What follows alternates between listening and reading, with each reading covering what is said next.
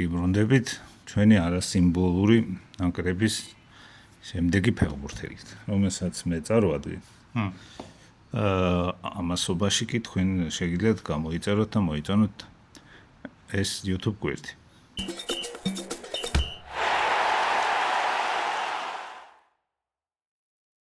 შემდეგი ფეხბურთელი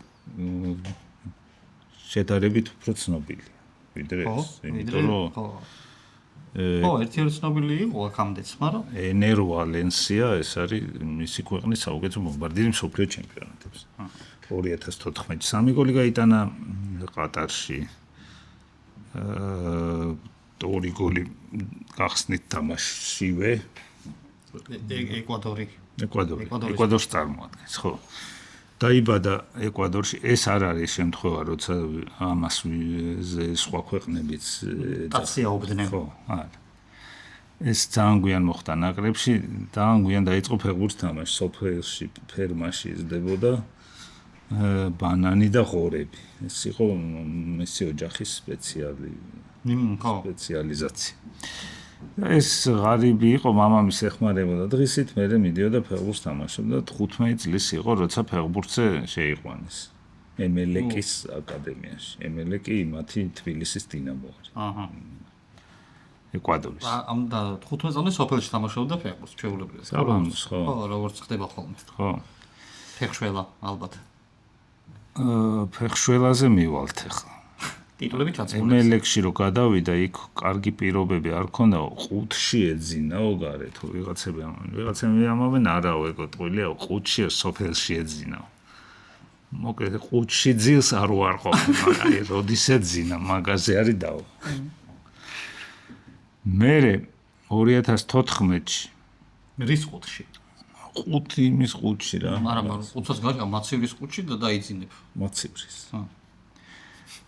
ამ ემელეკში თავიდან მაინდა-მაინც ვერ თამაშობდა, მერე შეუცვალეს პოზიცია ცენტრალურ თავდამსხმელად გადასწიეს და გაამართლა. ამან გახდა ბომბარდირი, მერე პაჩუკამ გადაიყვანა მექსიკურმა გუნდმა, იქაც ბომბარდირი გახდა, მერე ვესტჰემმა გადაიყვანა უკვე ინგლისში. მერე ევერტონში იყო, მერე ისე მექსიკაში დაბრუნდა ტიგრესში, მერე კაიხანს იყო ფენერბახჩეში უკვე, სადაც ბომბარდირი იყო და თასიც მოიგო, ჩემპიონი ვერ გახდა. თუმცა ძალიან უყვარდათ მეფეს ეძახდა. 2015-ში როცა ის ქონდა, შეიძლება ითქვას პიკზე იყო ფორმის. ფინჯანი გაუუტყდა ყავის და ფეხი დააბიჯა და გაეჭრა და ეს დაახლოებით ეგეთი შემთხვევა იმას თუ გახსოვს. კანისარესი რო იყო ვალენსიას მეკარე. კი. მაგ დროს ისარგებლა კასელას მამაში, ახალგაზრდა იყო, არ განიხილებოდა მთავარ მეკარე და იმის მერე დადგა და ამის ადგილას არ ვიცი ვინ დადგა და დაუჩირქდა? ნუ ეხლა გაჭრილი ფეხით როგორი თამაში. ხო, მაგრამ მოურჩებოდა. ხო და ნუ რაღაცა პერიოდი გამოტოვა. ტობა ძალიან შეერჭო. ხო, 2016-ში გაეხვა სკანდალში. აბრალებენ, ხო, რომ პოლიციას უნდოდა ამის დაჭერა თამაშის დროსო და სასწრაფოს მანქანით გაიპარა. თამაშის დროს უნდა შესულიყო პოლიცია? ხო. სპეცოპერაცია ჩაეტარებინა? ხო. და ეს დაეჭირათ, მაგრამ ამან თავი მოიმკვდა, რუნა კი არა ტრავმა მიიღო ვითომ და ფეხი გაიმიზეზა. ფეხი გაიმიზეზა და სასწრაფოს მანქანაში რომ მიიყვანეს საკაცით, აბა ეხლა დავაწვეთ. მაგრამ თვითონ მიზეზი რის გამოც პოლიცია მიადგა სტადიონზე არ არის ისეთი მძიმე. ხო და ეგ მაინტერესებდა, რა არის?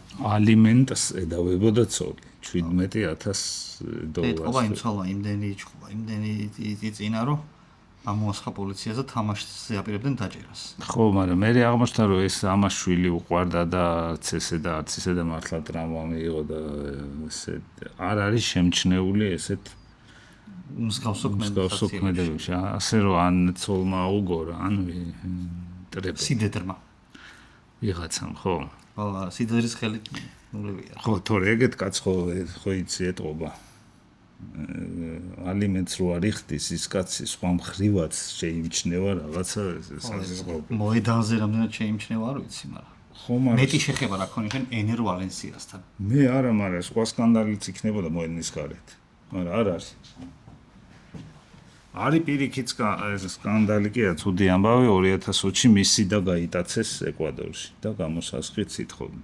უიდეთ. მაგრამ ეკვადორელი ხელისუფლების სასახელოდ უნდა ითქვას სამართალდამცველებისო დააბრუნეს უნებელი და გამოსასყიდის გარეშე. ვა, ნეტა ის პოლიციელი იყო, ვინც სტადიონზე ამის დაჭერას აპირებდა. კარგი შეკითხვა. შეიძლება ეს ერთი და იგივე ხალხია. ხო. ამ ოჯახზეა მიმაგრებული რაღაცა ეს. ხო, ამ სპეცოპერაცია. ხო. ვიღაცა გენერალი აიღებს ისე ჯგუფი ალფა ვალენსიების ოჯახში რაღაცა ხდება მიდით მიხედეთ. იმისი რამე არის ანტონიოს. ხო, ბევრს გონია რომ არის, მაგრამ არა. ანტონიო ვალენსიას მოგვარი, ხო. რაღაცა იქნება, კარიბიძაშვილი რაღაცა. არა. გამოუკითხე ყველას. თუ ვინმე ვალენსია ვიცი, ყველას დაურეკე და ვკითხე რომ ეგენი არიანო ის. ხო. გვარის შეკრებაზეც კი არ არიან ერთად ნამგ. აჰა. ეს ყავს შემდეგი ფეხბურთელი, ენერ ვალენსია. დაძმა არ ყავს ამას. და გაიტაცეს თქო. ხო, და გაიტაცეს. ხო, და мама ის ყავს. მე ბანანი. მე ბანანე მეყორე. მე ბანანი მეყორე.